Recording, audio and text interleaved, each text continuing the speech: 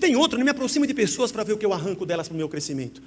Jesus me ensinou a me importar exatamente com os pequeninos e com os que mamam, com os humildes e os pequenos, e não me aproximo para arrancar deles, me aproximo para repartir, porque o Deus que me enche, me abençoa, está sempre me deixando farto. Nesta mensagem, o pastor Zé Bruno fala sobre a escolha de Matias e como Deus guia cada decisão da nossa vida. Assista até o final e deixe seu comentário. Vamos lá então. Eu vou ler Atos 1, 12 em diante. Atos 1, 12. Nós vamos até o capítulo 2, verso 11, que é o Pentecostes. Quero ver o que o Zé vai conseguir agora. Agora eu quero ver. Quando chegar no Pentecostes, essa igreja aqui. Eu não vou falar do Pentecostes hoje, é domingo que vem, irmãos. Calma, volte na próxima semana para ver. Tinha uma música do Terço. Terço é uma banda de rock aqui do Brasil, mineira, do Flávio Venturini, de 1900 e preto e branco. E tinha uma música assim, volte na próxima semana para ver.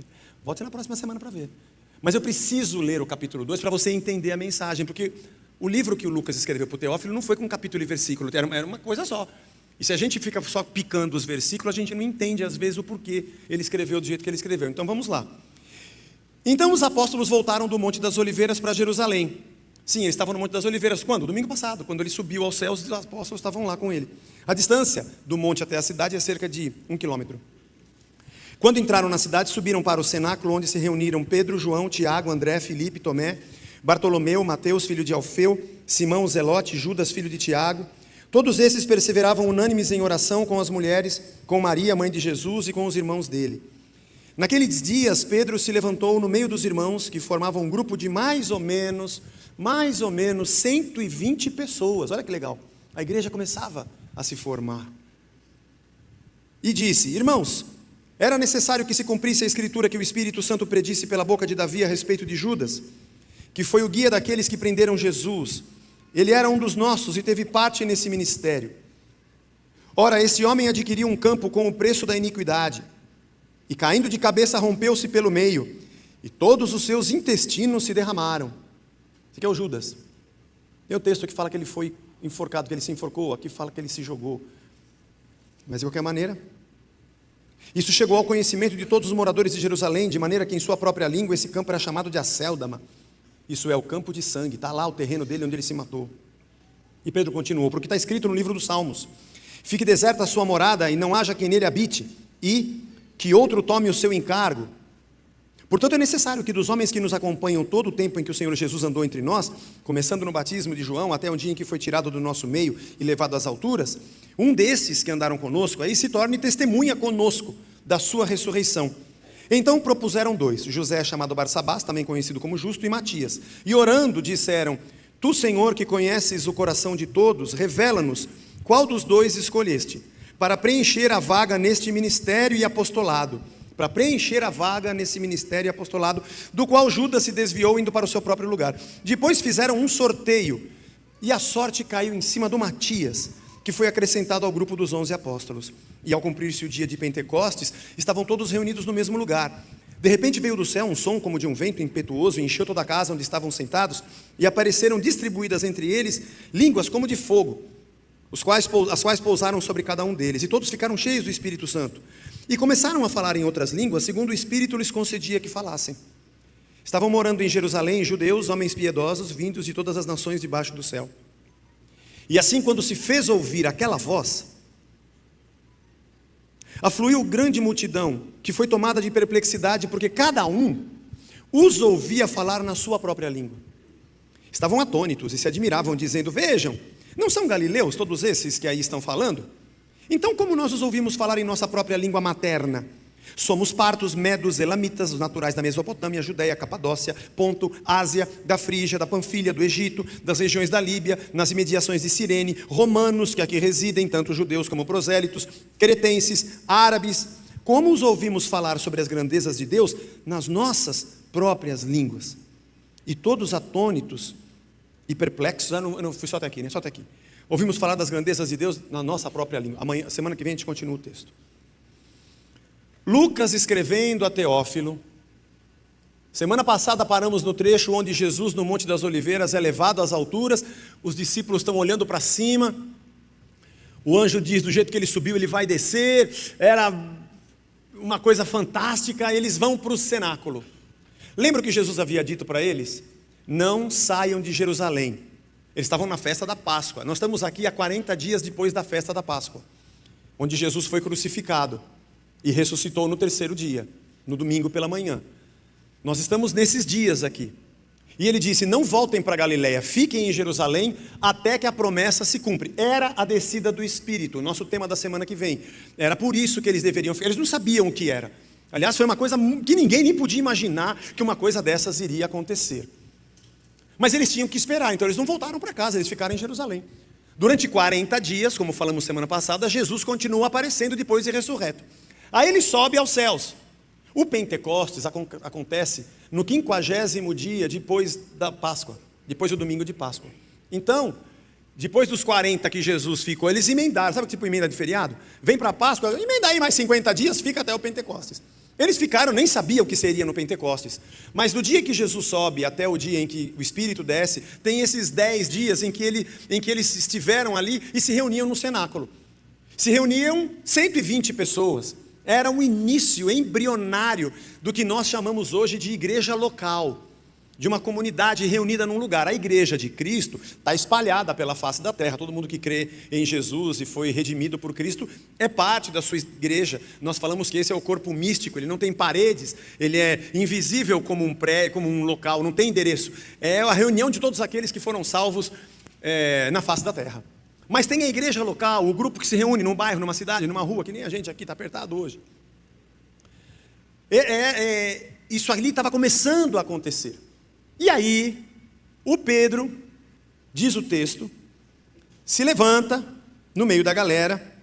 Aliás, tem um detalhe importante aqui. Eram 120 pessoas. Nós lemos aqui os nomes deles, né? Eu não li? Li, né? Eu não li, eu pulei, ó. Eu pulei ou eu li a partir do 12 ou não? Eu li do começo, né? Desculpa, gente, aqui tem horas que eu dá tilt, colo platinado aqui, só os velhos, só os homens velhos entenderão a piada. Colo platinado e eu não... Quem estava lá? Pedro, João, Tiago, André, Filipe, Tomé, Bartolomeu, Mateus, Tiago, filho de Alfeu, Simão, Zelote, Judas, filho de Tiago. 11. Faltou o Judas, é lógico, Judas tinha se precipitado, se jogou, se enforcou, ele se matou. E diz o texto também que eram 120 mulheres, 120 pessoas, mas eles perseveravam unânimes e tinham as mulheres. A palavra guiné aqui, mulheres, pode significar também esposas.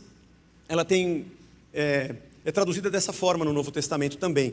Provavelmente poderiam ser os apóstolos, os 11 com as suas esposas, mais as mulheres que a gente vê ao longo da história de Cristo que o serviam, Maria.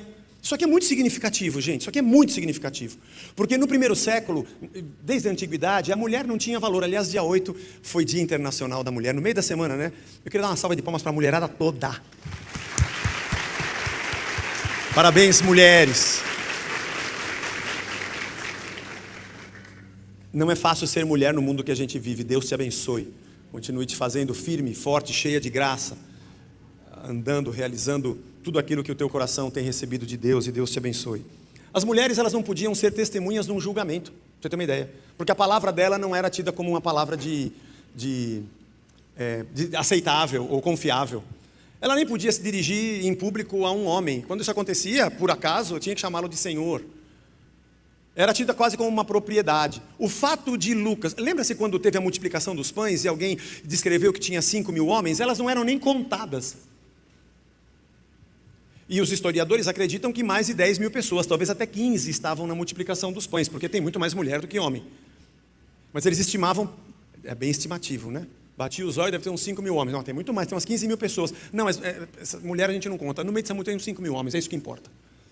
Mas Lucas faz questão de dizer que não eram só os 11, tinham 120 e a mulherada estava lá. Eu não sei, tem gente que fala, não, porque a Bíblia ela é machista. Não. Gente, a gente vai passar por muitas coisas aqui no Evangelho, vamos ler muito e aprender muito ainda, mas tira isso da sua cabeça. E acho que é muito relevante o que eu estou dizendo aqui, porque Pedro fica preocupado, apesar de ter 120, que eram só 11.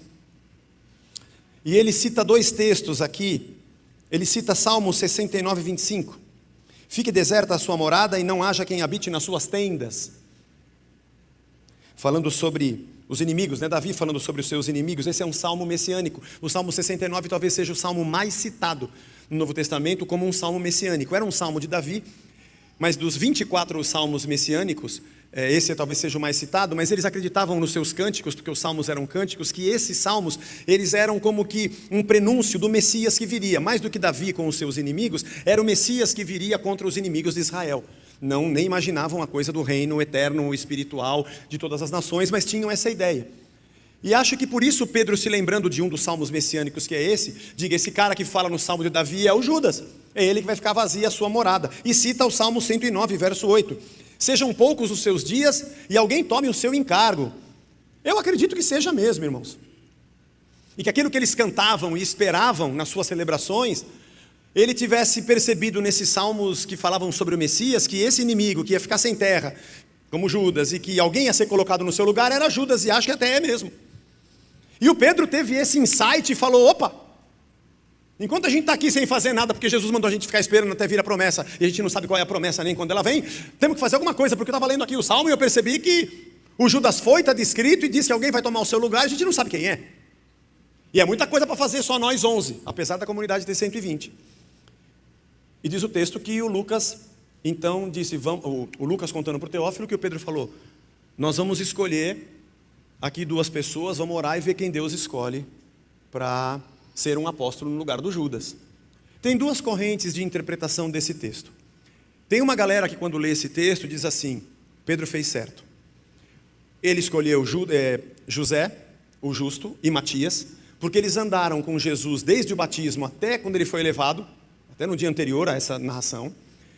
Deviam ser caras tementes a Deus, não foram escolhidos para ser discípulos, mas se fizeram discípulos e caminhavam com Jesus, estavam ali entre os 12. E o Pedro escolheu os dois que ele achava assim mais consagrados, dedicados, devotados a Deus, tidos como vocacionados, sei lá qual foi o crivo de Pedro, e falou, agora a gente vai orar aqui. A lançar sortes, que é o que a gente leu, que eles escolheram, sortearam, né, tá a nossa versão aqui, mas lançar sortes é o termo, era uma prática do judaísmo primevo, do Antigo Testamento. O próprio estola sacerdotal tinha as pedras Urim e Tumim, que provavelmente fosse a resposta sim ou não, que o sacerdote consultava a Deus e tinha uma das respostas, era mais ou menos como um sorteio.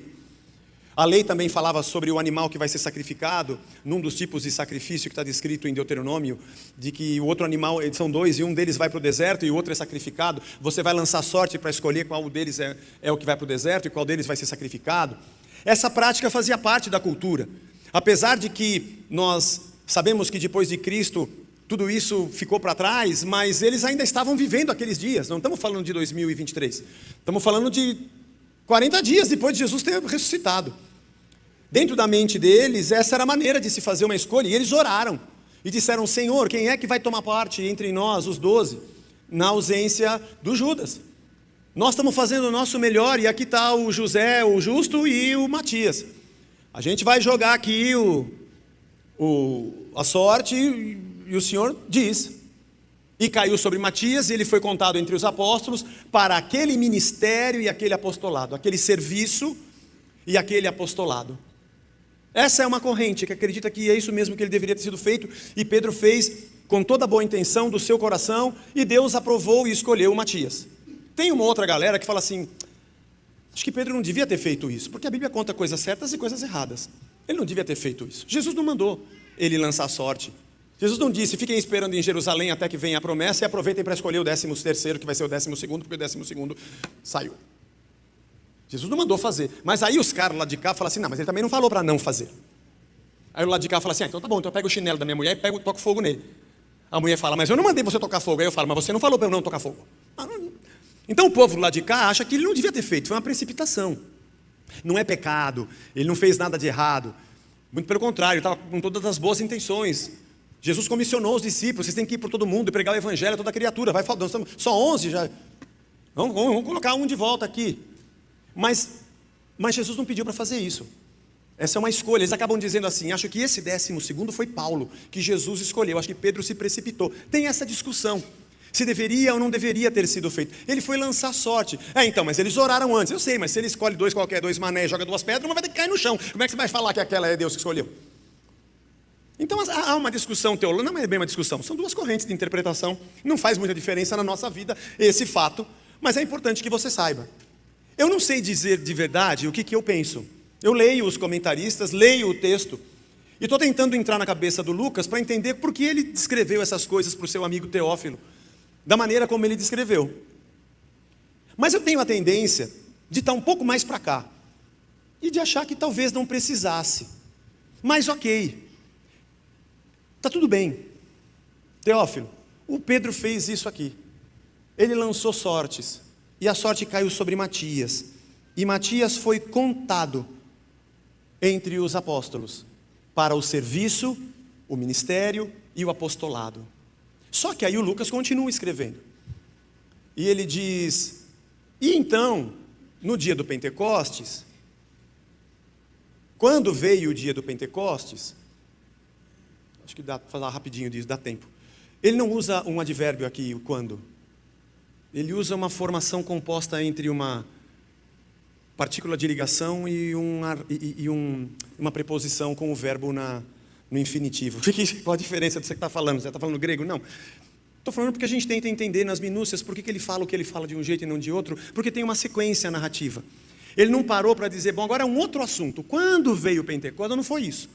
Essa partícula de ligação que faz o papel de advérbio aqui, está mostrando para a gente que o texto é uma coisa só.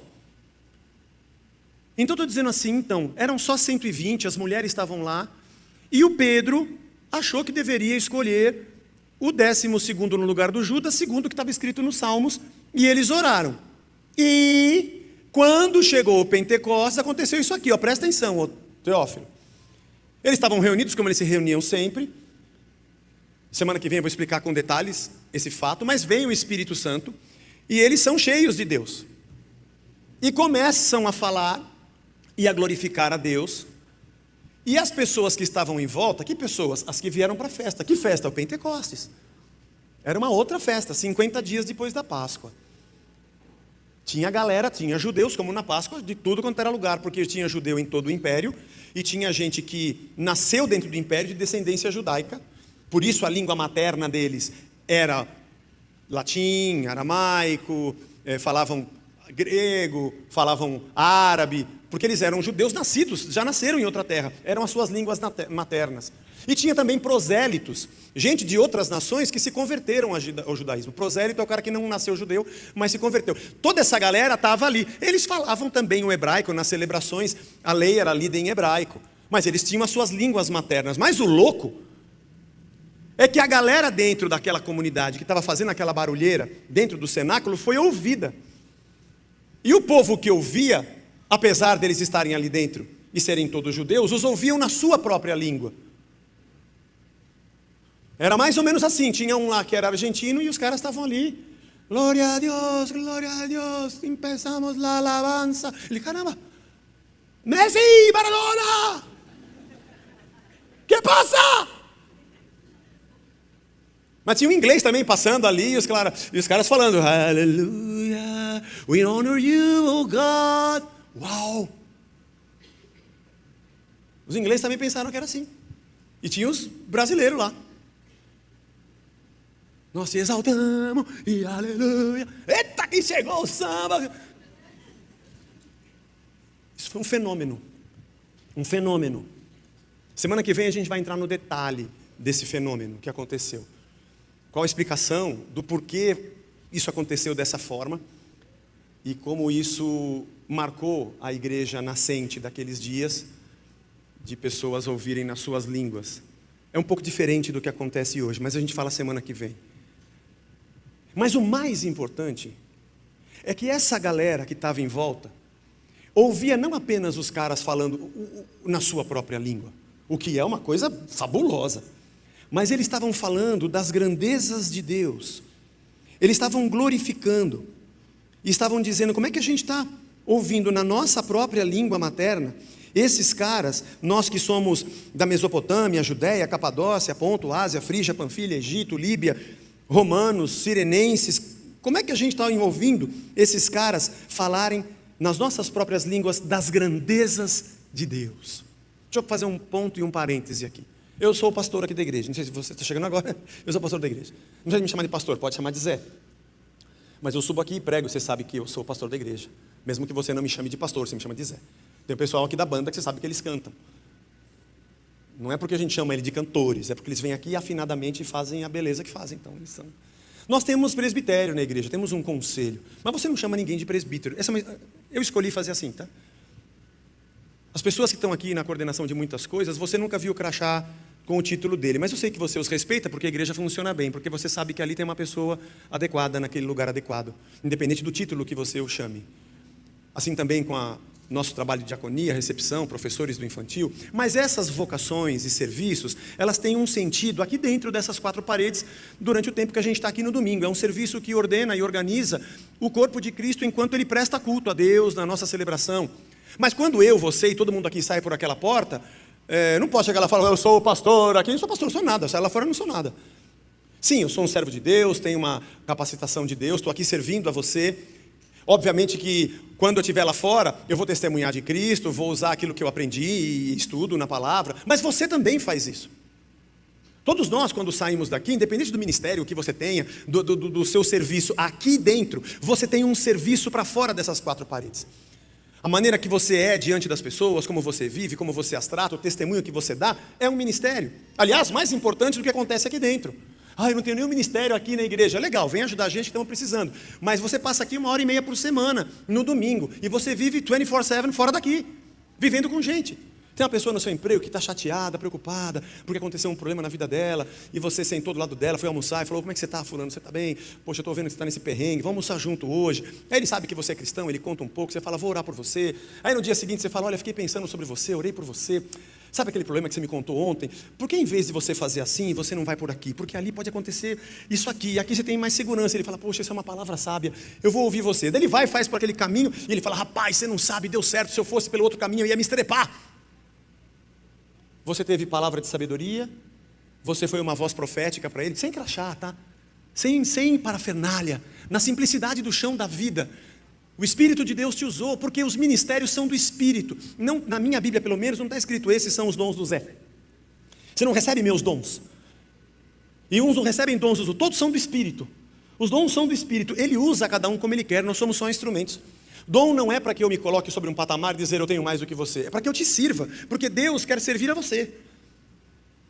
E a capacidade que a gente tem vem de Deus, não é de nós mesmos, e nunca será nossa. Sempre, mesmo depois que eu, entre aspas, os recebo, ele continua sendo dom do Espírito e não do Zé. Portanto, a igreja, onde o Espírito se derramou e habita, os indivíduos que são templos da sua habitação, e que têm a presença do Espírito, que é dono de todos os dons, manifesta todos os dons na sua coletividade e na sua individualidade. O mundo conhece Deus através da igreja. A gente canta isso. Pela igreja tu serás conhecido. A multiforme sabedoria de Deus é conhecida pelo mundo através da sua igreja. E quando a gente sai daqui, a gente é profeta, a gente é pregador, a gente é mestre, a gente é enviado, na simplicidade da vida. E vou dizer que se não fosse assim, o evangelho estava perdido. Porque se quando acabasse a nossa reunião aqui de domingo com toda essa galera que está aqui, nós saíssemos por aquela porta e só eu, sozinho, tivesse que sair pregando e evangelizando, o evangelho ia acabar. Graças a Deus que a igreja de Cristo vive a vida de Deus diante dos homens. E isso está descrito aqui. Porque não foram 12 que falavam as grandezas de Deus e alguém passou pela calçada, viu a janela do cenáculo aberta e falou, caramba, tem o quê? Tem uns 8 lá? Não, tem uns 9. Não, para. Não, tem uns 12. Falando, não, tinha 120. Todos eles falavam das grandezas de Deus. Semana que vem a gente fala do Pentecostes, mas eu tenho 13 zagálicos minutos para encerrar. Onde eu estou querendo chegar, o que eu entendi desse trecho, que para mim é um trecho só. Meu caro amigo Teófilo, o Pedro e os apóstolos estavam reunidos com mais uma galera, tinha 120 lá dentro, inclusive muitas mulheres, viu? Que não eram nem contadas e nem tidas como merecedoras de crédito para alguma coisa. Estava tudo lá. E o Pedro falou, poxa, Jesus escolheu 12, O Judas foi e meteu o pé na jaca. Estava lendo aqui o livro dos Salmos, e eu acho que o Salmo fala de Judas mesmo, ele estava certo, Pedro. Se ele devia ter escolhido ou não, não sei, irmão. Mas eu acho que mal não fez. Porque no coração do Pedro, ele estava pensando, a gente tem que seguir, Jesus deu para a gente uma comissão. Vamos preencher a vaga dele, de acordo com o que está escrito aqui no Salmo, que a gente canta direto, isso aqui na sinagoga. Vamos fazer isso. E Pedro era o cara que estava sempre à frente de tudo. Como é que a gente faz, Pedro? Vamos orar, meu. Vamos orar e pedir para Deus escolher um de quem? Vamos ver quem são os caras mais proeminentes, mais tementes a Deus, de melhor testemunho que nós temos. Eu acho que é o José, o justo, o outro, mas o Matias também. Vamos colocar os dois então. E vamos pedir a Deus que fale com a gente. De que jeito? Que jeito que eles tinham na cabeça? Bom, como aconteceu na nossa história de Israel, quantas vezes? Davi mesmo, quando voltou para Ziclag, a cidade estava queimada, levaram as mulheres, os filhos, queimaram a cidade, os homens choraram até não ter mais força para chorar, e o Davi foi orar a Deus, ele queria saber se ele deveria perseguir os amalequitas, estavam 3 dias de distância, queria saber de Deus se ele ia conseguir alcançar os amalequitas, e o mais interessante, mais importante, se ele e seus homens iam conseguir vencer os amalequitas e trazer as mulheres de volta para reconstruir Ziclag, os filhos, trazer tudo de volta. E ele perguntou, escuta, não tem uma estola sacerdotal para a gente consultar a Deus? E alguém poderia perguntar, mas o que tem a ver o Davi? Eles têm que ter estola para consultar a Deus? Naquela época sim, porque na estola tinham as pedras, que tinha resposta sim e não. E um filho do sacerdote que tinha fugido com Davi, que estava junto com Davi, chegou, tem a estola aqui, então peraí, vamos orar. Senhor, a gente deve perseguir? Sim. Senhor, a gente vai alcançar os amalequitas? Sim. Os caras que não queriam guerrear, né? Chacoalha isso aí, Davi. Os caras que não querem entrar em guerra. E a gente vai conseguir vencer os amalequitas, Senhor? Será que a gente consegue vencer os caras? Sim. Essa prática estava na cabeça deles. Eles fizeram... Pedro fez tudo o que ele achou que era o melhor para ser feito. Eu sei que tem gente que acha que ele fez o certo, gente que acha que ele se precipitou. Eu também acho um pouco, mas tudo bem, mas isso não faz diferença, porque na vida real, isso acontece todo dia.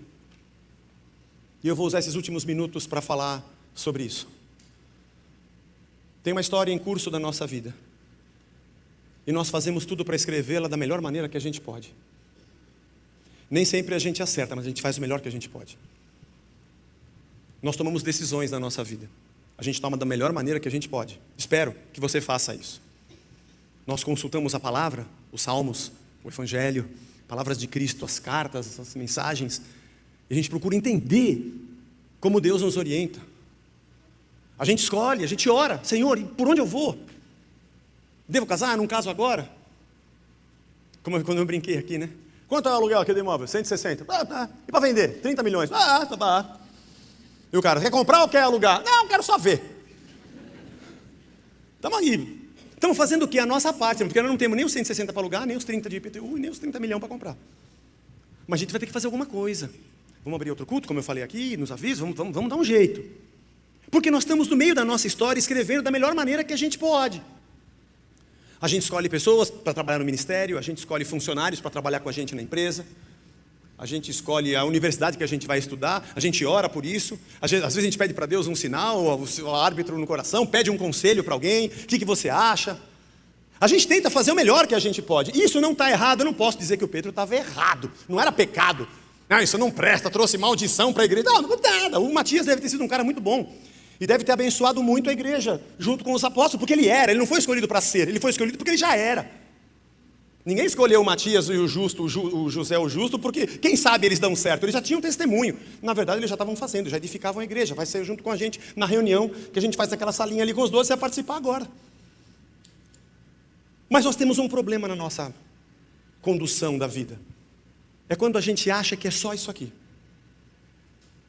É quando eu acho que eu tenho que escolher, isso eu não posso julgar, isso é uma coisa que eu só posso ler o que o Lucas escreveu, eu não posso fazer juízo de valor da atitude do Pedro. Ele só está contando o que o Pedro fez para o Teófilo. Mas eu me enxergo ali, na atitude de Pedro. Porque tem dias na minha vida em que eu falo, Senhor, eu preciso fazer alguma coisa. Eu nem sei se eu preciso do 12º ou se eu não preciso, mas agora estou achando que eu preciso, o Senhor me ajuda. Eu estou tentando utilizar toda a minha sabedoria, todo o meu temor, a minha análise prática, a minha investigação do Evangelho, conselho, oração, para tomar uma decisão. E Deus falou, é o Matias. Yes!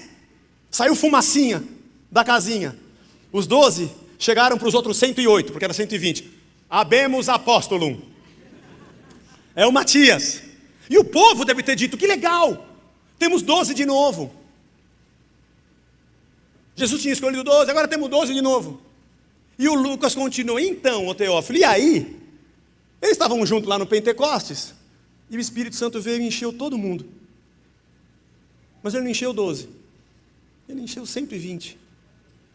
E os 120 estavam fazendo aquilo que Jesus havia dito. Vai por todo mundo e prega o evangelho. Mas eles não foram, eles estavam lá, mas tinha gente do mundo inteiro ao redor, ouvindo na sua própria língua. Do quê? Das grandezas de Deus. Quem estava pregando? O Zé, que saiu lá fora? Não, a galera toda, gente bonita da Casa da Rocha. E sabe o que eu fiquei pensando? Essa semana eu fiquei pensando muito nisso, lendo, reli várias vezes, lendo comentaristas, que a gente tenta escrever nossa história. Tem dia que a gente vai acertar e tem dia que a gente vai errar. Mas a gente tem que fazer com o melhor do que a gente pode. E quando eu falo assim, consegui, Senhor, agora eu tenho 12 de novo, Deus vem e me atropela com outro 108. Tem 108 aqui, ó. Tudo bem, você continua sendo um apóstolo, você vai escrever, tem todo um trabalho que você vai fazer na comunidade, na edificação do corpo, no registro das Escrituras, não posso negar. Mas quem fez isso foi Pedro, Tiago, João e depois Paulo. Nem entre os 12 fizeram. Se fizeram, pelo menos se perdeu na história, a gente não tem esses escritos. O que eu estou querendo dizer para você, e agora, usando o texto para o que a gente vive hoje, se resumiria em, fica tranquilo. Você está fazendo tudo o que você pode, faça o melhor que você pode. Você acha que eu deveria fazer ou não deveria não fazer? Vamos analisar o Pedro. Não esquece isso. Não cabe a nós julgar isso. O que eu posso dizer é, faça o melhor que você pode. Olhando para o Evangelho, olhando para a palavra, orando, sendo temente a Deus, se aconselhando e se apoiando em irmãos, tendo o teu coração puro, não para se inclinar ao pecado, mas para se inclinar ao reino. Faça o melhor que você puder. E assim eu vou conseguir, Zé? Fica tranquilo, você não vai conseguir porque você está fazendo. Deus já está escrevendo a história por cima de você muito antes de você. Porque enquanto você quer completar os 12, Deus vai encher 120. Eu fiquei lembrando quando a gente comprou o forro aqui para colocar aqui na igreja. Que a gente fez uma campanha do forro lá na época do sindicato. Tinha um monte de quadradinho que a gente fez um desenho. Como a gente faz nas igrejas? Como a gente está fazendo com os tijolos hoje? Né? Ó, compra lá um metrinho, uma placa, quantas você pode. A gente conseguiu vender, daí chegou um irmão, aí tinha que comprar iluminação. A iluminação era mais cara que o forro, para instalar, né? Bom, vamos fazer então agora uma... Aí chegou um irmão e falou assim, não, eu dou a iluminação. E a instalação toda. Eu sei, a gente estava aqui trabalhando com os 12, ele veio e atropelou a gente com 120. Mas está tudo certo. Eu não posso ser um cara que fica de braço cruzado também, dizendo, não vou fazer nada, porque Deus vai fazer. E nem ser um cara louco, achando que só eu estou fazendo. Eu agora abençoei 120. Pode parar com esse 120 aí, eu já escolhi os 12. Também não é assim, irmão. Porque hoje há uma pregação, e eu sei que a gente fica rodeado delas pelas redes sociais, que te ensinam como é que você tem que agir para conquistar, para ser abençoado. Essa semana eu ouvi uma hilária. É desses... Bom, é assim, ó. Você, servo de Deus, aquelas pregação tudo. Você nunca pode se associar a pessoas menores do que você, senão você não cresce e não conquista. Resposta, beleza, eu não vou me unir a ninguém menor. Só aviso os caras maiores do que eu para não fazerem a mesma coisa comigo. Isso é uma idiotice. Isso é uma idiotice. Porque se essa regra valer para todo mundo, vai andar todo mundo sozinho. Até eu que tenho 2 neurônios e um está com gripe, já entendi que isso não funciona. E tem outra, não me aproximo de pessoas para ver o que eu arranco delas para o meu crescimento. Jesus me ensinou a me importar exatamente com os pequeninos e com os que mamam, com os humildes e os pequenos, e não me aproximo para arrancar deles, me aproximo para repartir, porque o Deus que me enche, me abençoa, está sempre me deixando farto. Minha relação com as pessoas não é de tirar e de crescer.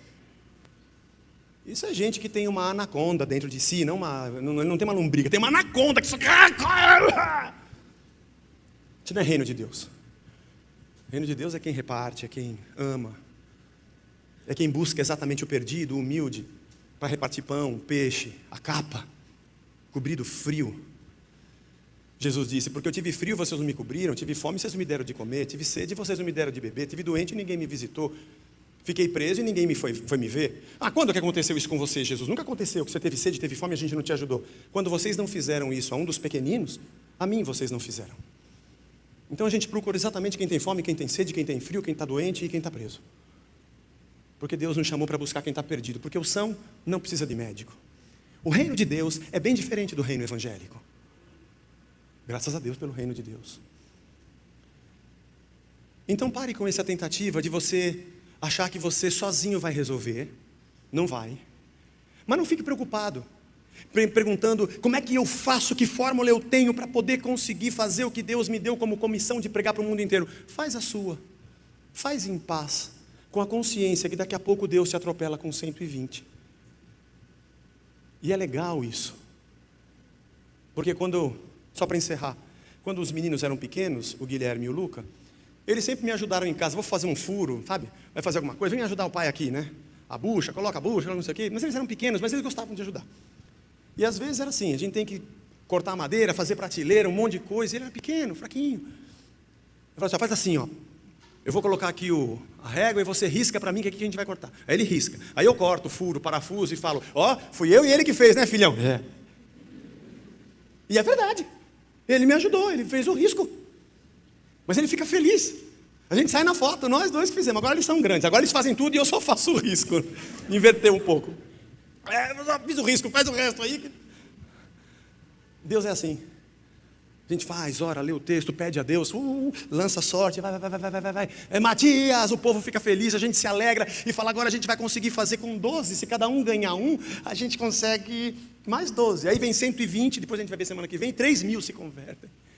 E Deus fala, olha que legal, eu fiz a minha obra junto com os meus filhos. Eu fiz também, Senhor. Que legal, esse é o reino de Deus. Fica preocupado não, irmão. Eu sei que está difícil escrever a sua história, mas tem um Deus que está escrevendo por cima da gente, relaxa. Enquanto a gente vai plantar o milho, ele já vem rotando o bolo de fubá. Pode ficar tranquilo que Deus não dorme nem dormita. Não se esquece de nós. Não depende dos nossos mecanismos, não depende dos nossos rituais para baixar o santo. Não precisa. O Espírito já se derramou e está entre nós. A gente faz o que a gente faz, o melhor que a gente pode fazer. E não devo deixar, porque isso faz parte do meu amor, da minha prudência, faz parte da minha vida. Mas eu nunca vou pensar que sou eu que estou fazendo. Nunca vou pensar. Eu fiz a minha parte, mas Deus fez muito mais. Diz a Bíblia que uma mosca paulista, aqui em Congonhas, abriu a porta de um avião que ia fazer a ponte aérea, e ela entrou no avião. A porta fechou, o avião decolou, rumo ao Galeão, no Rio de Janeiro. E a mosca, durante 45 minutos, ficou voando dentro do avião. Ela voou o tempo inteiro. Aí o avião pousou, abriu a porta, ela saiu e encontrou uma mosca. Que é uma mosca do Rio de Janeiro. Aí a mosca falou, cheguei, bem paulista, né? E a mosca disse, e aí, qual é, minha irmã? Qual é? De onde tu vem? Eu sou de São Paulo. Pô, tu é de São Paulo aí? E como é que tu veio? Eu vim voando. Tu veio voando, irmã? É longe pra dedé, hein? A verdade é que ela foi voando mesmo, né? Só que Deus estava escrevendo a história muito mais. Por isso eu digo a você que eu acho que de alguma forma, não sei se foi tudo isso, se foi só isso, e nem se foi isso, mas que o Lucas tenha dito, Teófilo, assim é o reino. Descansa porque Deus está cuidando. Faz a sua parte com todo o seu coração, mas tudo para a glória de Deus, pensando no reino de Deus, e Ele está com a gente. Deus nos abençoe. Siga em paz, irmão. Deus está com a gente. A gente não vai conseguir fazer tudo. A gente vai fazer o que o nosso coração pode fazer. Mas a gente vai dormir em paz, porque tem alguém escrevendo a história. Sentiu-se encorajado por esta mensagem? Deixe seu comentário e compartilhe para abençoar outras pessoas. Até a próxima!